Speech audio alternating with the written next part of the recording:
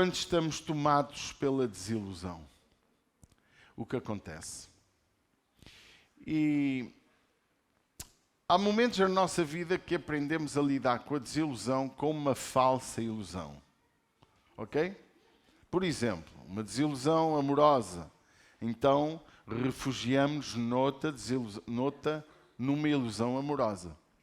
Por exemplo, numa desilusão financeira, procuramos inventar meios para criar uma ilusão financeira. Muitas vezes as desilusões, quando elas não tomam o caminho certo na nossa vida, elas podem aumentar a nossa desgraça. Então há que saber lidar com a desilusão. E nós encontramos em pessoas na Bíblia, e nós gostamos de pregar a palavra de Deus, embora podíamos ter muito assunto com pessoas que tiveram desilusões empresariais, o sucesso. Não me recordo o nome daquele presidente que durante 4 ou 5 ou 6 vezes os Estados Unidos foi a eleições e nunca ganhou, até que um dia ganhou e até nem foi... Foi Lincoln. Até que, infelizmente, há quem diga que nem foi o melhor, mas é verdade. Por exemplo, Lula da Silva, durante muitos anos no Brasil, lutou para ser presidente, fez uma série de coisas, até que chegou à presidência e, pelos vistos, está outra vez, foi umas 2 vezes, não é? Pelos vistos, agora vai de novo tentar ser presidente. Portanto, ele primeiramente teve desilusões, não é? Não foi fácil.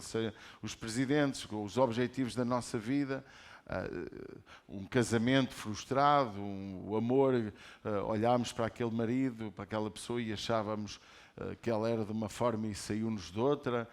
O pastor pode também nos desiludir. Tanta coisa pode ser na nossa vida que gera, de facto, desilusões. A desilusão que nós vamos falar é a desilusão dos discípulos, não é? Os discípulos de Jesus ficaram muito, muito desiludidos quando Jesus morreu na cruz. Vários exemplos nós encontramos na Bíblia de alguma desilusão. E em João 21,14, diz o texto sagrado que era a terceira vez, João 21,14, era a terceira vez que Jesus se manifestava aos seus discípulos.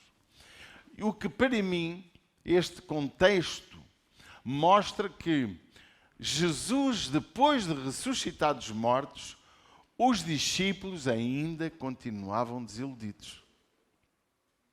Ainda não tinham percebido qual era o foco deles, qual era o projeto da vida deles.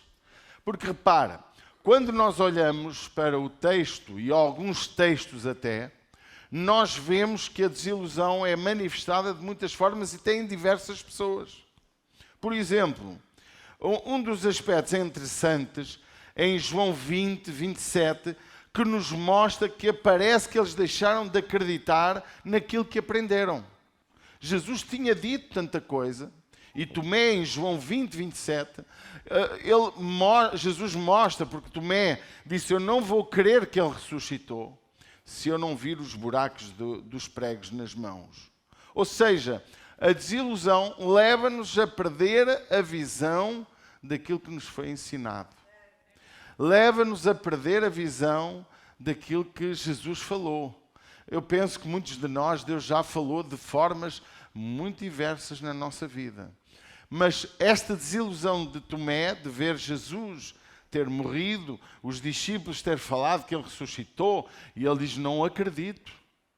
Veja como é possível Tomé, no final de 3 anos andar com Jesus, ver mortos a ressuscitar, ver cegos a ver, ouça com muita atenção, ver cegos a ver paralíticos a andar, ver Jesus sobre as águas, a caminhar sobre as águas, ver que até os mares e os ventos lhe obedeciam. Ele esqueceu-se totalmente do que Jesus lhe tinha falado. Jesus tinha ensinado. Não me admiro de que as pessoas se esqueçam daquilo que aprendem com a desilusão. Porque a desilusão muitas vezes leva-nos a uma cegueira espiritual, leva-nos a uma perda de noção daquilo que Deus tem para cada um de nós. E nós precisamos ter cuidado, irmãos. A desilusão não pode tomar conta das nossas vidas. Porque quando a desilusão toma conta das nossas vidas, e eu quero dizer isto, eu acredito que muitos brasileiros que têm chegado ao nosso país, eu dou graças a Deus por eles, porque Portugal estava carenciado de mão de obra, estava carenciado de pessoas, para fazer o Portugal não ficar tão velho, porque estávamos a envelhecer. Verdade. E quando a imigração ela é uma carência de uma nação, ela torna-se uma enorme bênção para a nação. É verdade. Então, a imigração, ela é uma bênção. Olha, só para perceber, haveria casas que não tinham sido vendidas se não houvesse imigrantes. Haveriam apartamentos e casas que não teriam de ser arrendadas se não houvesse os imigrantes. Haveria emprego, a mão de obra estaria exageradamente cara se não fossem os imigrantes. A produção industrial e até a construção civil estaria muito aquém se não fosse a imigração. Ou seja, a imigração é uma bênção para Portugal. Agora, nós precisamos também perceber, olhe para a nossa casa, a imigração está a ser uma bênção para a ICIR. Você pode dizer amém, por favor? Você que é imigrante, pelo menos. É uma bênção para as igrejas em Portugal. As igrejas em Portugal são extremamente pequenas, ou eram muito mais pequenas antes de chegar os irmãos estrangeiros. Nós temos em Fátima uma irmã angolana, temos um colombiano, uma família, temos vários brasileiros, nós temos em Orém portugueses também, brasileiros, angolanos, índios. E tenho uma índia, que é a minha linda nora. Amém. Então a desilusão, deixe-me dar-lhe atenção a isto, pode acontecer de muitas formas na nossa vida e geram perda. Acabam por nos levar a esquecer aquilo que Jesus nos ensinou. Tomé é um exemplo disso. E se Tomé, que contemplou Jesus, viveu com Jesus, viu Jesus a morrer, ouviu que Jesus ressuscitou, ele estava incrédulo, imagine 2000 anos mais tarde. Como é que podemos estar? Por isso Jesus disse uma coisa muito linda. Bem-aventurados aqueles que creram e não viram. Eu nunca vi Jesus. Eu já o senti de forma incrível. Eu sinto que Ele guia a minha vida. Eu sinto que Ele está na minha vida, mas nunca o vi. Haverá quem diz que já viu anjos, arcanjos, querubins, já viu Jesus, já viu tanta coisa. Eu nunca vi. Mas tenho uma experiência profunda e real com Ele. Eu sou muito bem-aventurado. Amém? E eu creio na palavra dele. Porque é a palavra de Deus que pode transformar as nossas vidas e é a fé nesta palavra que pode fazer o sobrenatural. Amém?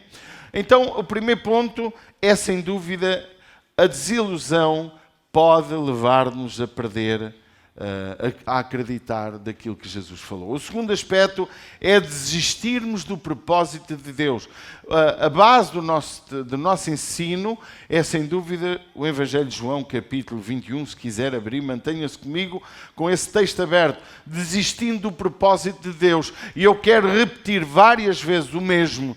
Jesus era a terceira vez, diga para quem está ao seu lado, era a terceira vez que se manifestava aos discípulos depois da sua ressurreição.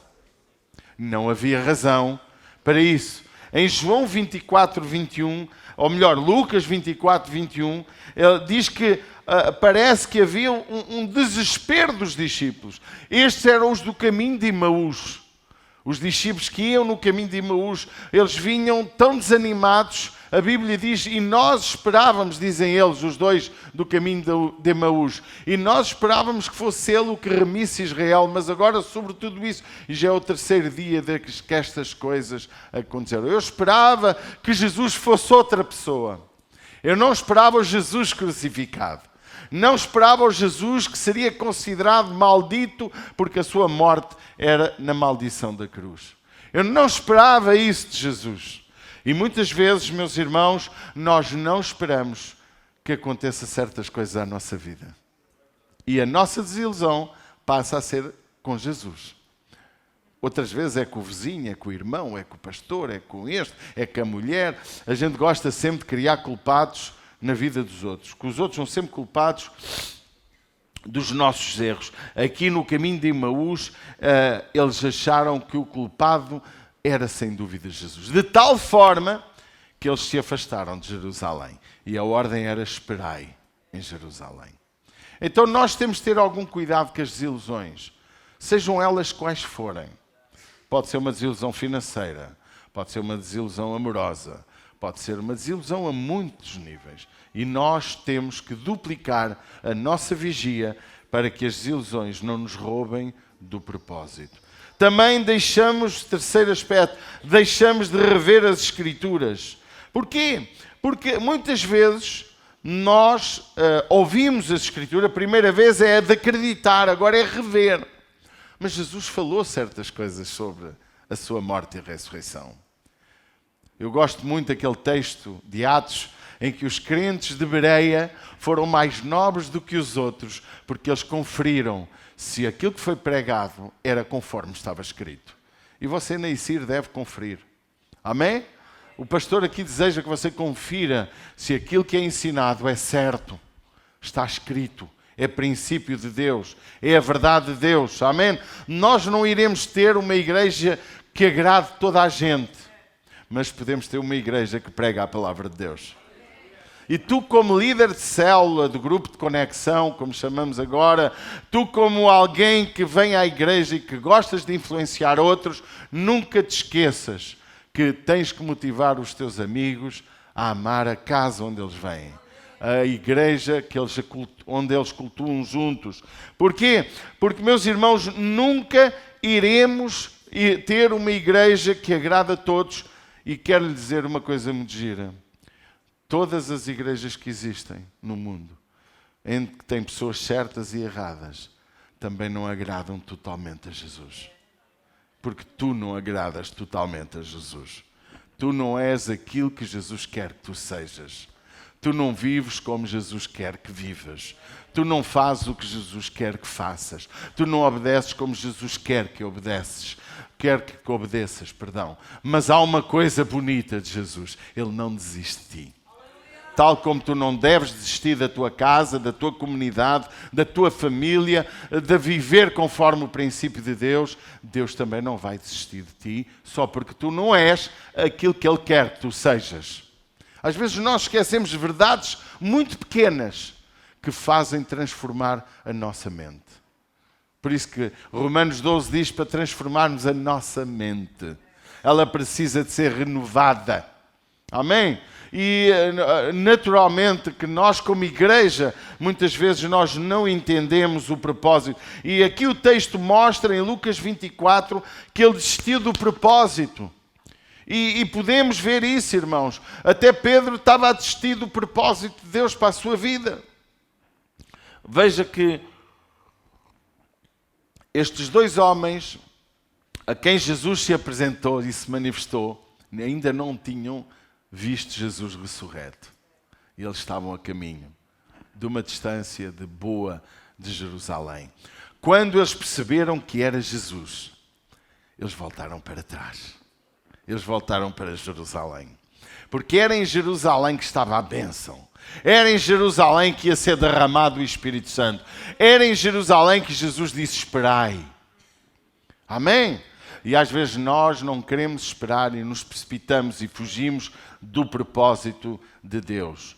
O outro aspecto que eu quero falar é, deixamos de rever as Escrituras, como estava a ver, porque Jesus, em Lucas 24, 25 e 26, diz o texto, Lucas 24, 25 e 26, e ele disse Jesus para estes dois discípulos: honestos de coração e tardios para crer tudo o que os profetas disseram. Porventura não convinha que o Cristo padecesse, que padecesse estas coisas e entrasse na sua glória? Jesus estava a falar com estes dois homens. A Bíblia fala de discípulos. Não eram dos 12, mas eram 2 discípulos. E diz a Bíblia que Jesus estava a dizer: vocês não veem, não se lembram do que está escrito? Irmãos, para de reclamar. Lembra-te do que está escrito. Lembra-te do que Jesus prometeu para a tua vida. E Jesus não prometeu para a tua vida só vida de grandes, enumerados e avultados valores financeiros. Deus não prometeu na tua vida excelentes carros e casas. Deus prometeu que estaria contigo todos os dias da sua vida. Deus prometeu que mesmo que venha o que vier,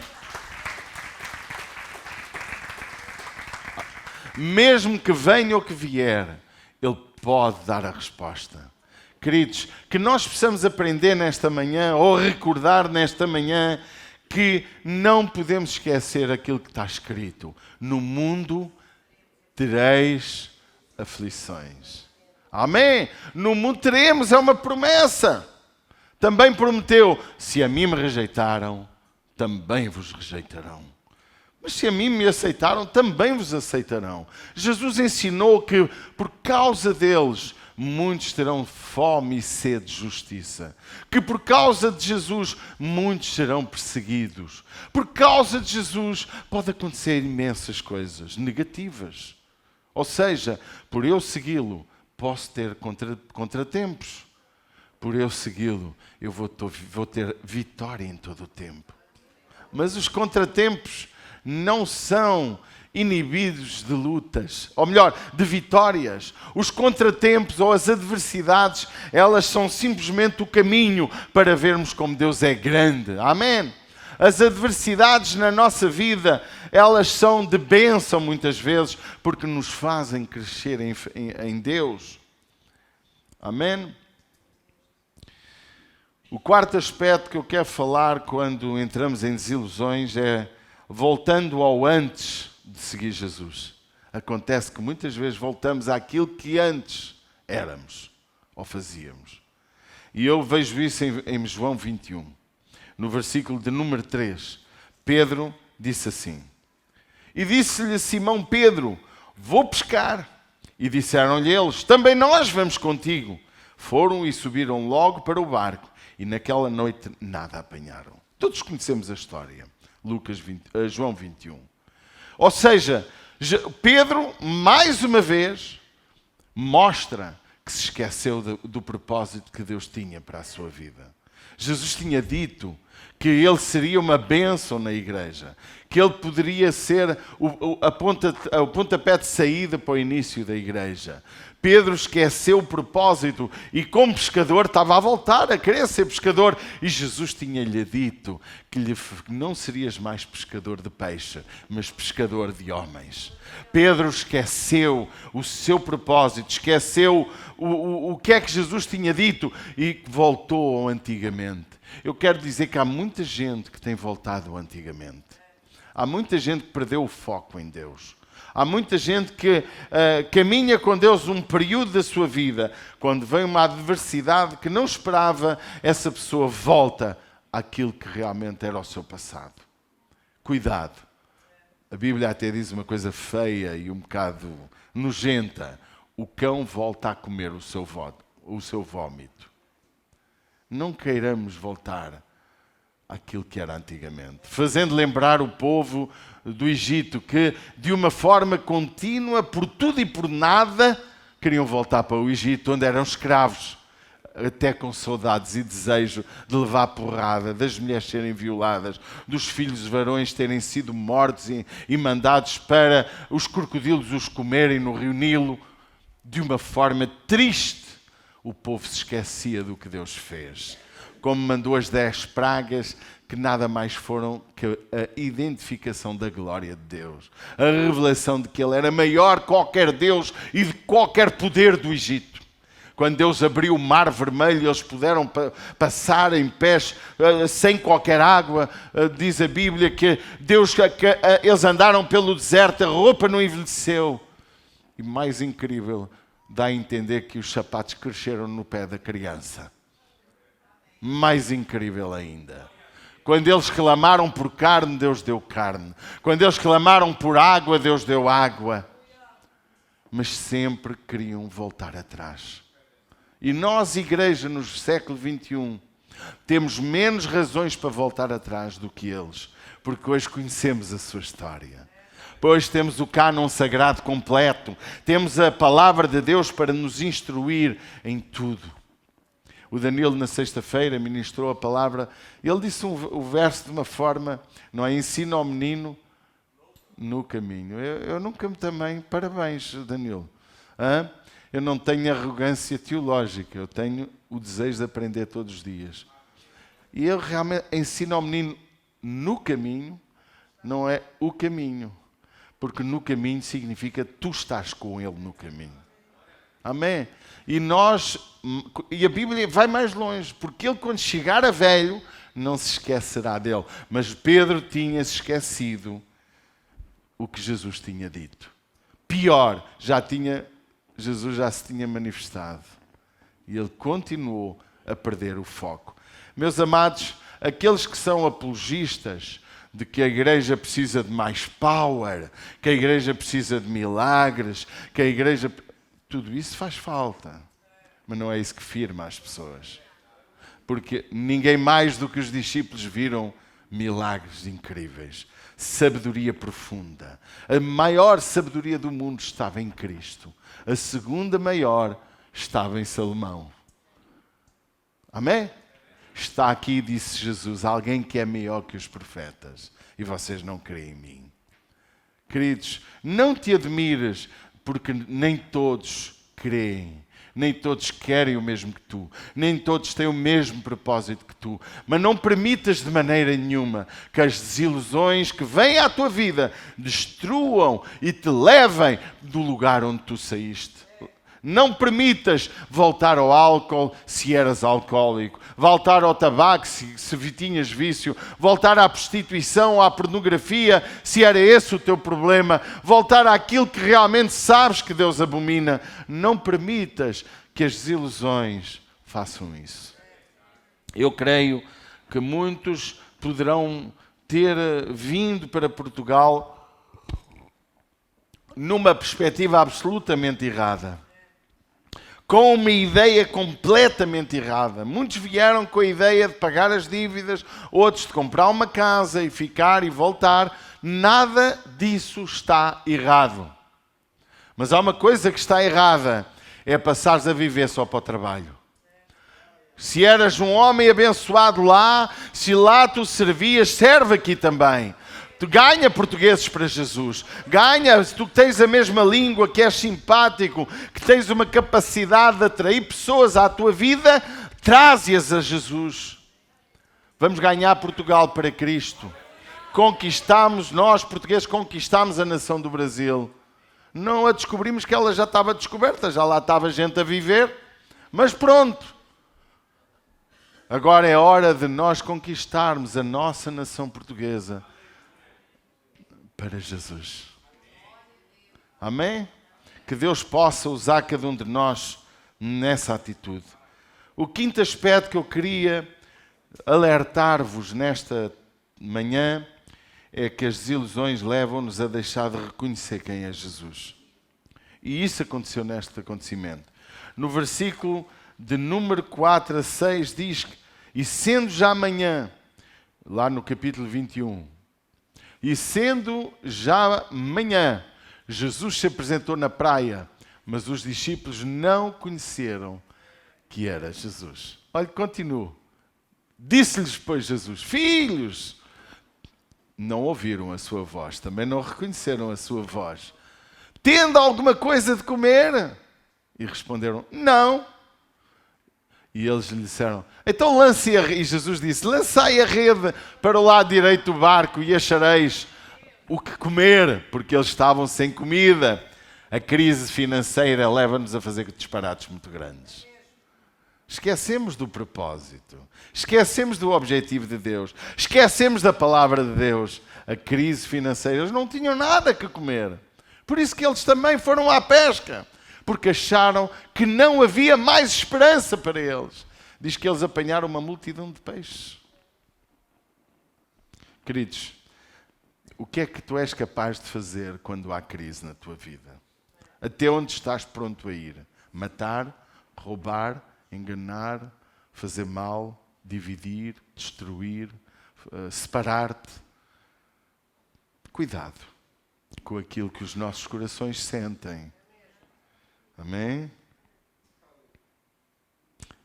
Eu estava na tentação de pregar o perigo daquilo que sentimos.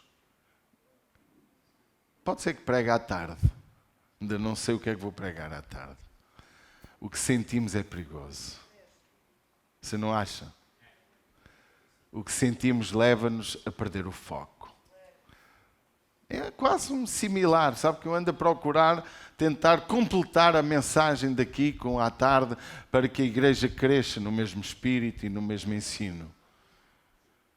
Mas é interessante nós pensarmos como os discípulos não reconheceram que era Jesus.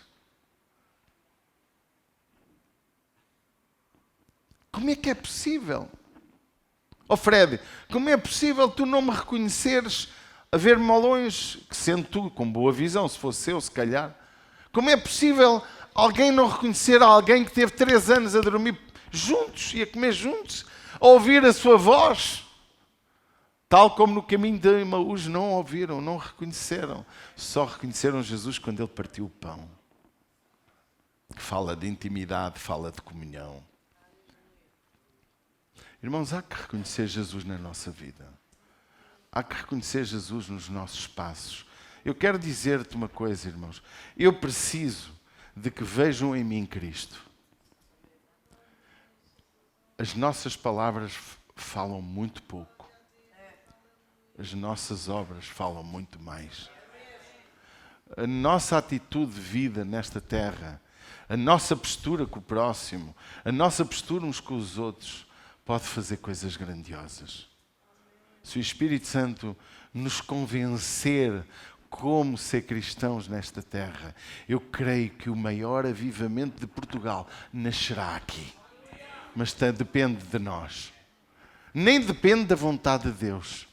Porque Deus quer. Nós há que não queremos. Como dizia o Danilo muito bem, nós não queremos negar-nos a nós mesmos. Vamos ter cuidado. O que é que a crise nos gera, nos faz? Até onde estamos dispostos a ir? Chegamos ao momento de nem reconhecer Jesus. Ainda falta 3 aspectos que eu quero falar, mas queria trazer algo positivo para nos levar a algo melhor e mais alto. Só os mais íntimos reconhecem Jesus. Veja o versículo 7 a seguir ao 6 que nós lemos. Sabe quem é que reconheceu Jesus? Então aquele discípulo a quem Jesus amava. Quem é que se lembra do nome dele? Hã? Não. O Pedro era um bandido às vezes. Não, Pedro não. É João, o Joãozinho. A quem Jesus amava, disse a quem? A Pedro. Pedro era um grande líder. Falta muito, quem me dera chegar aos calcanhares dele. Era impulsivo, parecido comigo. Eu não sou tão João, não sou. Eu de antes ainda quero dizer, o meu Joãozinho era o irmão pastor Júnior. Durante muitos anos eu dizia, meu Joãozinho, não é?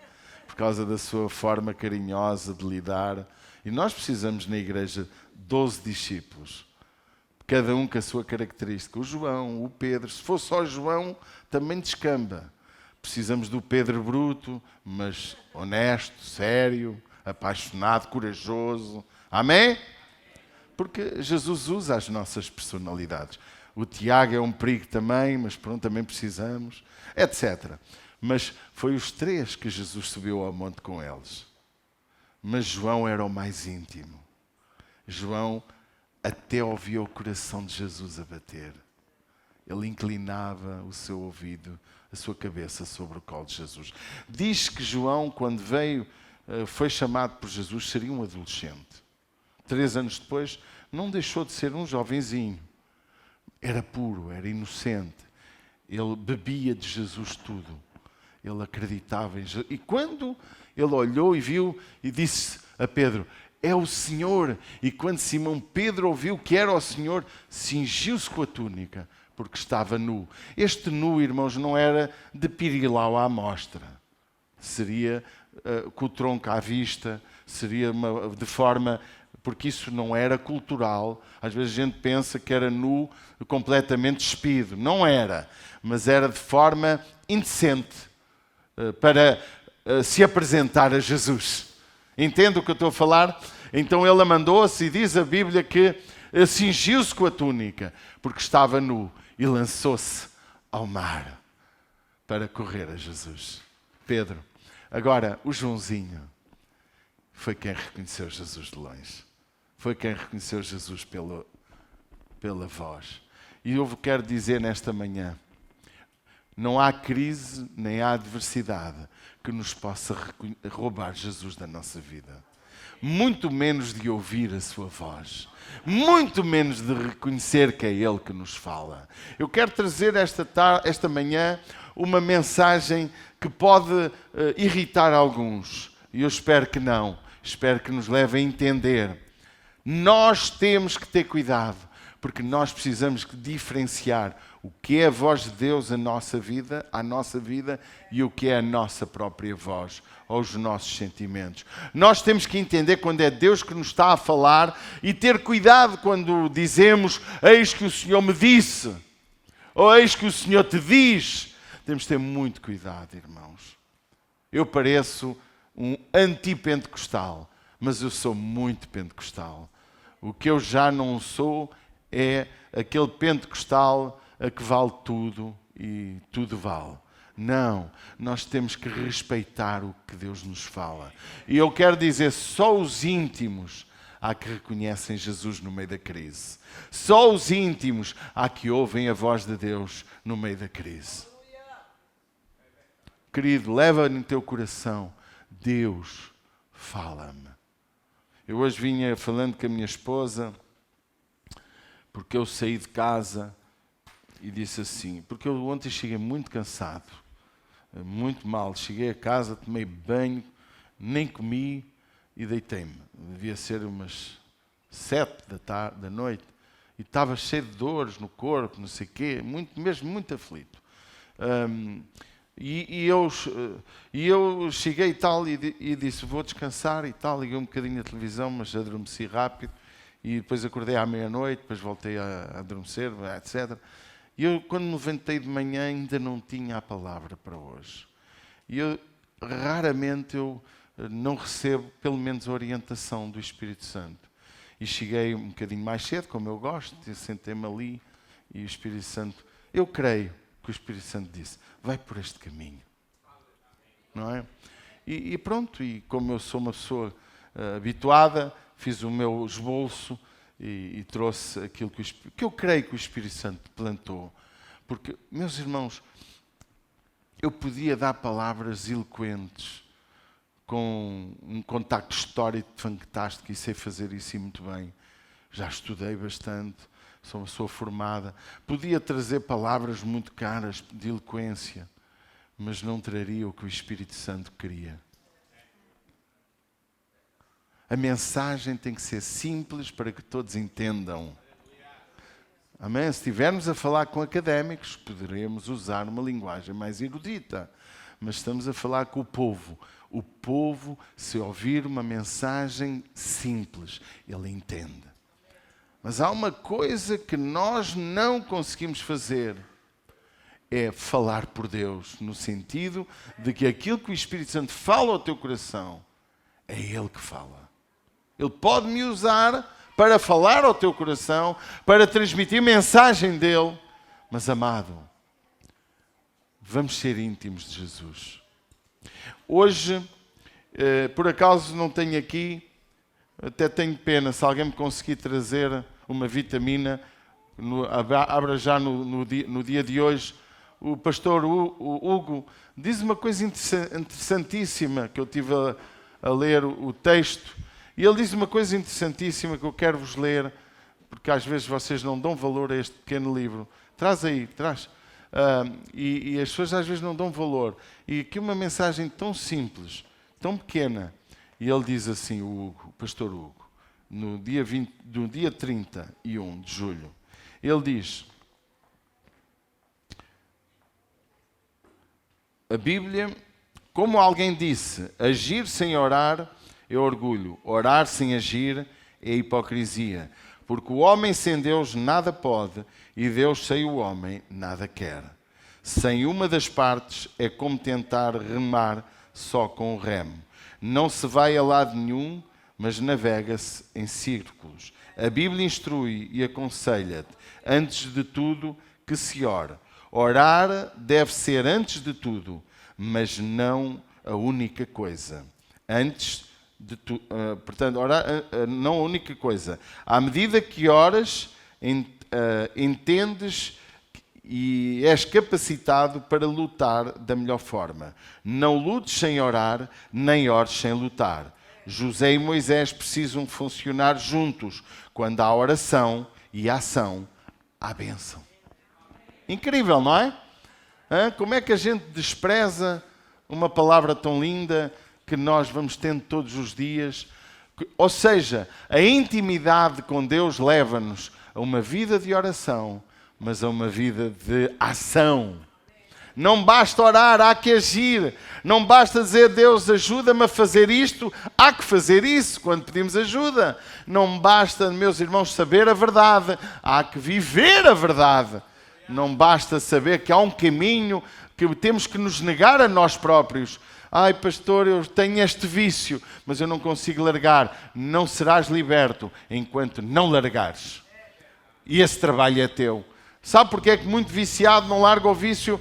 Porque está à espera que uma ação sobrenatural faça com que ele não queira mais aquilo. Deixe-me dizer-lhe, quem gosta de pornografia nunca se libertará dela se não disser não. Quem gosta de roubar nunca se libertará enquanto não vir dinheiro fácil de roubar e ele disser não. Porque Deus só faz o que tu não podes fazer. Deus não faz aquilo que tu podes fazer. O sexto aspecto, ou melhor, o sétimo, o nosso amor, quando estamos...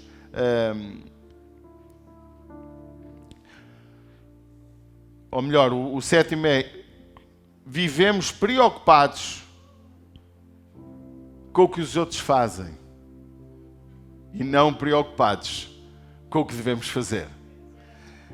E João 21, 20 a 22 fala-nos isso sobre Pedro.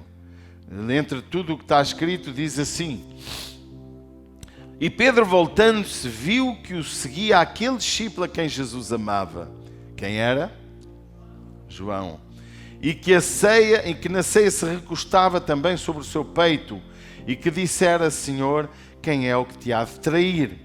Vendo Pedro a este, disse a Jesus: Senhor, e deste, do João, o que será? E disse-lhe Jesus: se eu quero que ele fique até que eu venha, que te importa tu? Segue-me tu. Alô? Que te importa a vida do outro? A vida do outro é para seres bênção nele. A vida do outro é para guiá-lo a Jesus. A vida do outro não é para ser questionada. Nem tens nada a ver se Deus prospera aquele ou não prospera. Se Deus dá algo que tu querias e não tens. Jesus disse: que te importa ele? Segue-me tu. Querido, para de olhar para os outros. Para de olhar para o defeito dos outros ou para as qualidades dos outros, questionando ou até falando, seja o que for. Tu tens que seguir Jesus, tu. Amém.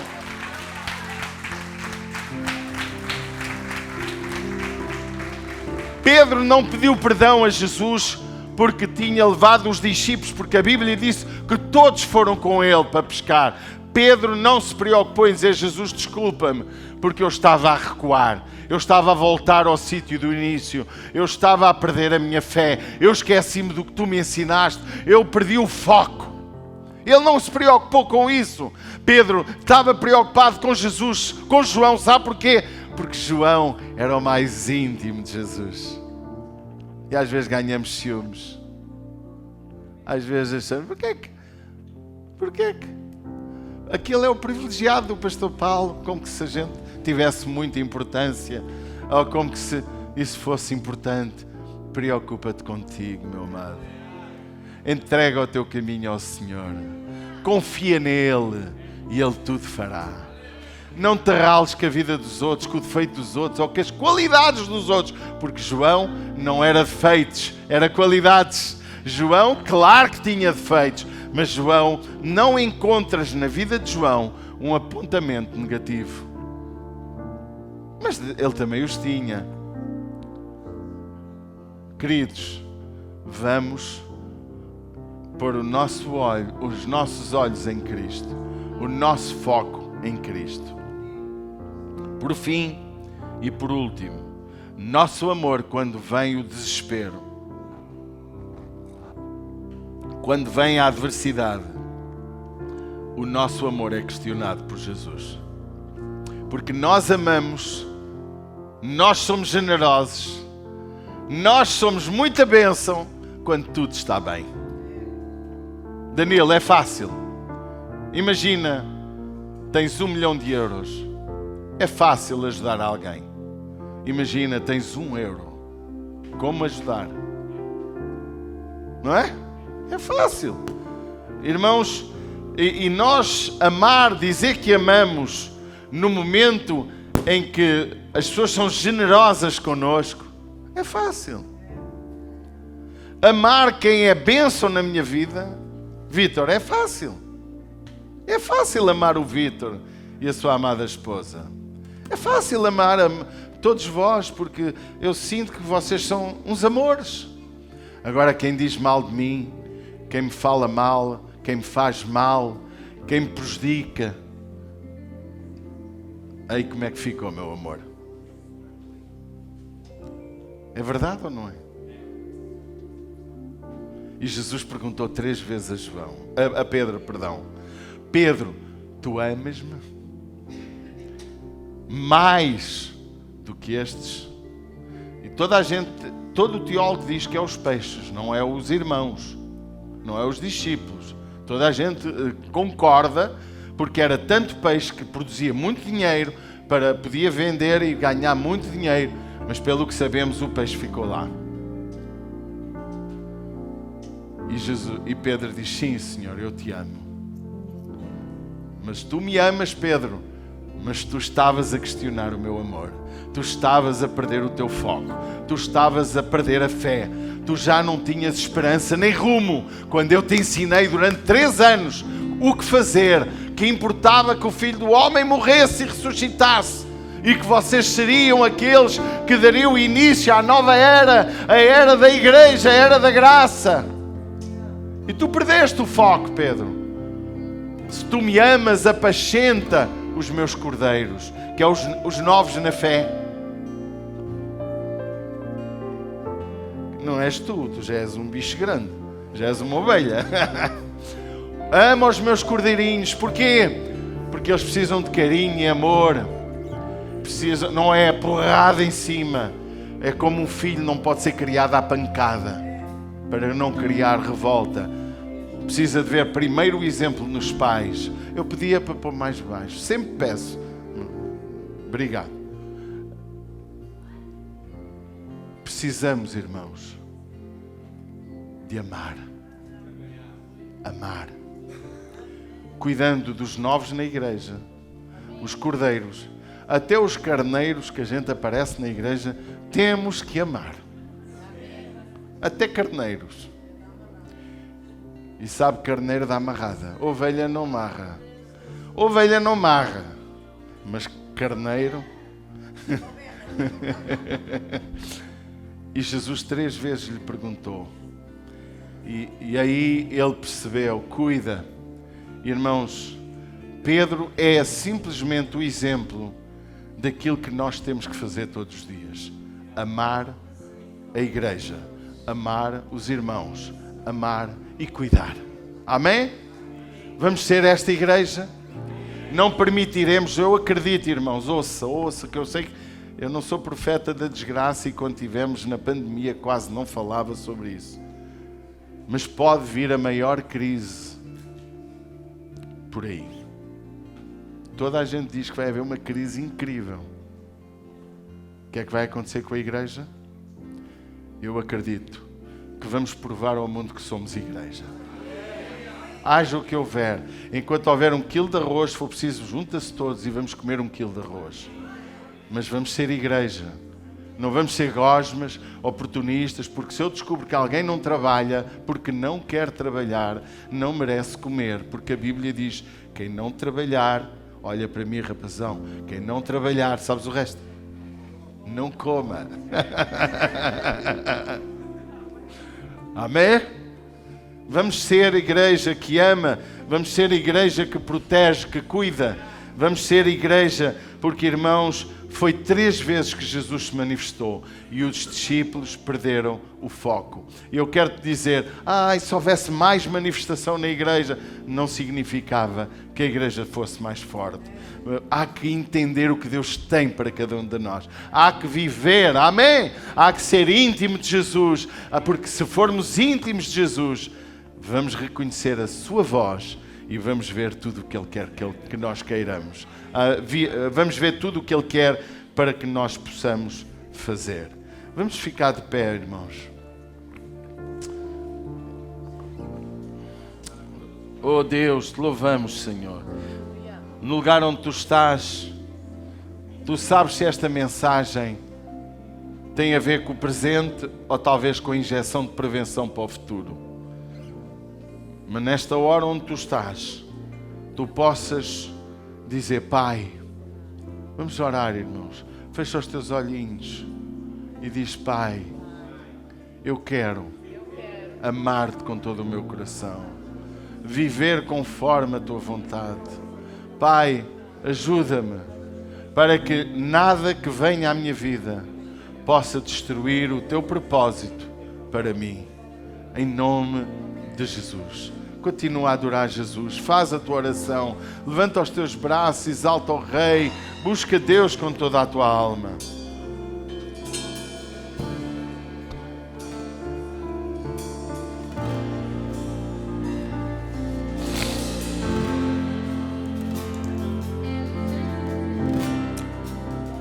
Oh Deus, te louvamos, Senhor, te louvamos, Jesus, te louvamos, Senhor. Oh Pai, Pai, em nome de Jesus, toma-nos em Tuas mãos, Senhor, em nome do Teu Filho Jesus. Aleluia. Pai, em nome de Jesus, que esta palavra possa encontrar espaço em nosso coração, para que a Tua palavra tenha o poder de nos transformar e, acima de tudo, nos tornemos íntimos de Ti, para podermos reconhecer-te e ouvir a Tua voz e seguir-te. E tal como Pedro escutou, possamos de verdade, Deus, caminhar na direção que Tu queres. Em nome de Jesus. Amém.